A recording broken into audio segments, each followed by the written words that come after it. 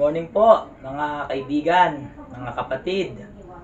Kadoming po, mag-share po ako sa inyo ng kaalaman tungkol po sa three-way. Sa pagti-three-way po, hindi po kailangan ang ordinary switch. Hindi po yun pwede. Kung magti-three-way po kayo, ang bibilhin nyo po na switch ay pang three-way. At ang three-way po na switch ay hanggang dalawang switch po lamang. Hindi po natin sila pwedeng gawing tatlo o apat. Hindi po pwede yun. Hindi po yun uubra. Ang three-way po, hanggang dalawang switch lamang po. Pakita ko po sa inyo kung paano po natin i-diagram o gagawin ang three-way switch. Pakita ko po sa inyo ha. Kunin ko lang po.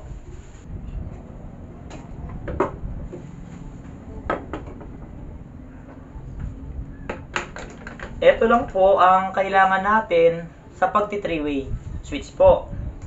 Ito lang po, dalawang switch lang po, isang ilaw, at isang receptacle. Receptacle po ang tawag dito.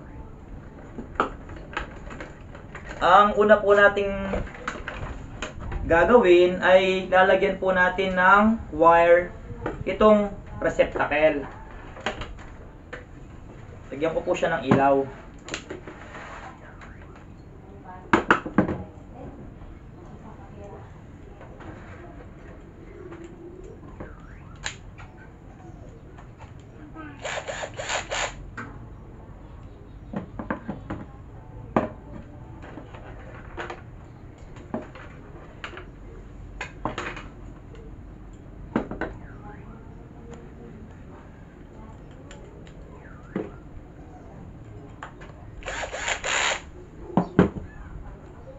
Yan. Lalagyan ko na po siya ng ilaw. Next po, hahanapin po natin ang positive po ng ating kuryente, yung ating supply. Positive po ang kailangan natin.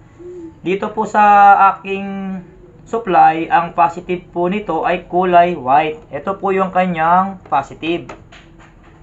Ewan ko lang po dun sa inyo, no? Basta hanapin nyo po yung positive ng kuryente nyo. At ilalagay ko po itong positive sa positive. Kung nakikita nyo po yung kulay gold na yan, yung kulay gold po na yan, yan po natin ilalagay yung positive. Pero kahit magkabaligtad po naman, wala naman pong problema dito kahit magkabaligtad. Ang purpose ko lang po, kaya sinasabi ko po yung kulay gold na yon, na dyan po natin ilalagay yung positive, para po pag nagpalit kayo ng bulb, yung iba po kasi ganun ang paglalagay eh. Yan po ganyan, no? Inahawakan po itong parang silver na to at ilalagay.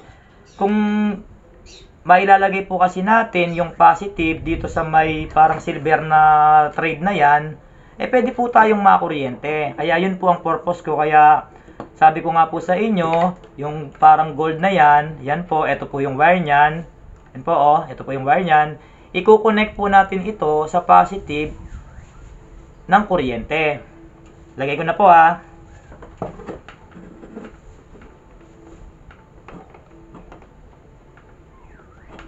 Yan po, nailagay ko na po. Next po, sa switch po tayo. Switch.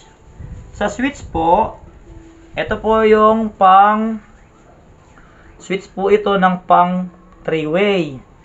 Diyan po, meron po kayong makikitang 0, 1, at 3. Nakikita nyo po ba? 0, 1, at 3. Doon po sa 0, ilalagay ko po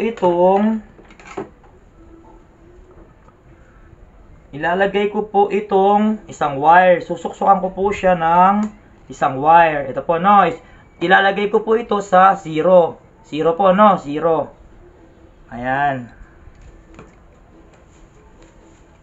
Okay na po tayo dyan. Linagay ko po siya sa 0. Tingnan nyo po. Kita ba? 0 nakalagay yung wire. Okay tayo dyan. Next po,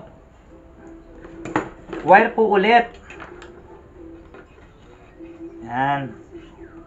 ito pong dalawang wire po na to, isusuksok ko po ito doon sa 1 and 3. 1 and 3 po, tingnan nyo po ulit kung meron po bang 1 at saka 3. Yan po, no?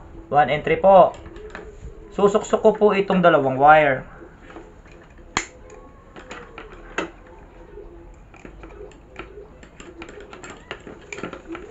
Sa pag-i-install din po nito, mas maganda po kung gagamit po kayo ng color coding o yung wire na iba-iba ang kulay para ma-identify po natin kung alin po yung wire na yon. Kailangan po yon. Okay na po tayo dito, no? Next. Ulit po, ito po yung pangalawang switch. Ito po yung pangalawang switch. Hanggang dalawang switch lang po ang 3-way. Hindi po pwede tatlo rito o apat.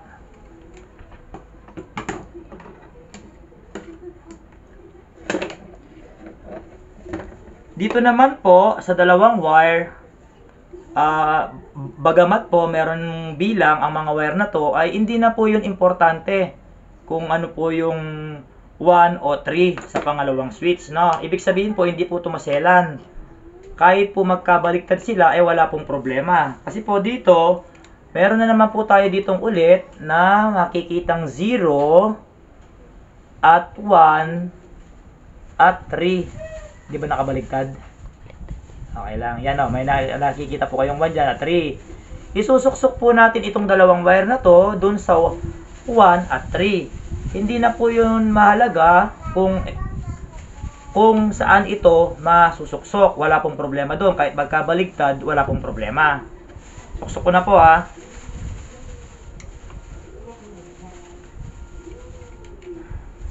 Oops, may natirang suksukan.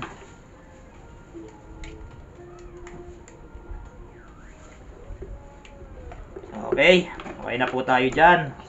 Nasuksok ko na po. Ganito lang po yung kanyang diagram. Okay po tayo dyan. Next po, buwalan po ako ng pliers. Ito po, buwalan po ako ng cutter.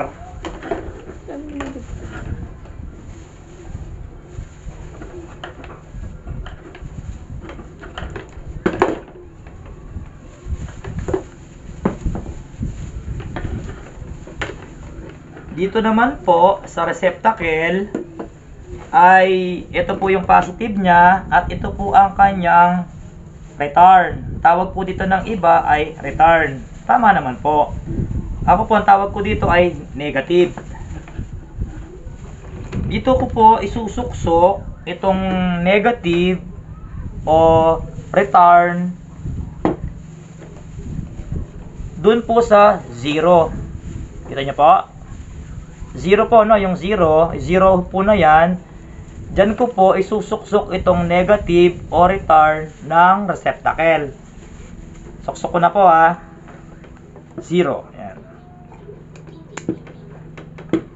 Yan. Okay. Okay na po tayo dyan. Okay na po. Next po, meron pa po tayong isang natitirang wire. Ito pong natitirang wire na to, na galing po sa 0 ng kabilang switch. Po yan, oh, kabilang switch po yan, 0. Yung isa pong 0, pumunta po yung negative ng receptacle do sa isang 0. Ito pong isang 0, ito po, i-connect ko po ito sa negative. Sa negative po ng kuryente o line 2. Line 2 po, no? Negative po. Ipaparallel ko po dito, no? Para po mag-connect. Yan. Hindi ko na po ito ititape. Saglit lang naman po ito. Para sa vlog lang naman po ito. Kaya hindi ko na po siya ititape. Magkalayo naman po sila. Hindi naman po sila magdidikit. Kuha lang po akong extension para ma-testing po natin itong ginawa nating 3-way switch. Saglit lang po, ha. Ito po. Nakakuha na po ako ng outlet. Subukan po natin yung ginawa po nating 3-way switch. Tinadaan ko po siya ng breaker. Saksak ko na po ha. Lagay ko lang po muna ilaw.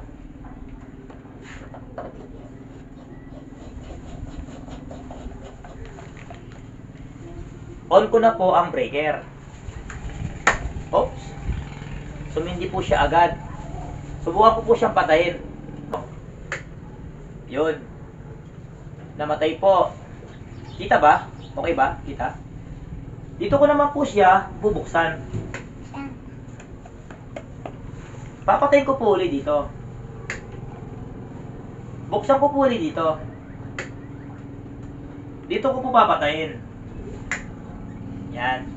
Ganyan lang po ang pag-i-install ng three-way. Hindi nyo na po siya pwedeng dagdagan ulit ng isa pang switch. Paulit-ulit ko na po itong sinasabi. Baka po nagsasawa na kayo. Kaya yun po, hanggang dalawang switch lang po talaga ang three-way switch. Yun lang po. Okay na po tayo. Ganun lang po ang pag-i-install ng three-way switch. Kung nagustuhan nyo po ang aking videos, mag-subscribe po kayo sa aking YouTube channel, mag-like, mag-share na rin po. May isa po akong shoutout. Shoutout po kay Vicente Garcia. Shoutout sa iyo, Vicente. Lagi ka palang nanonood ng aking videos. Salamat po.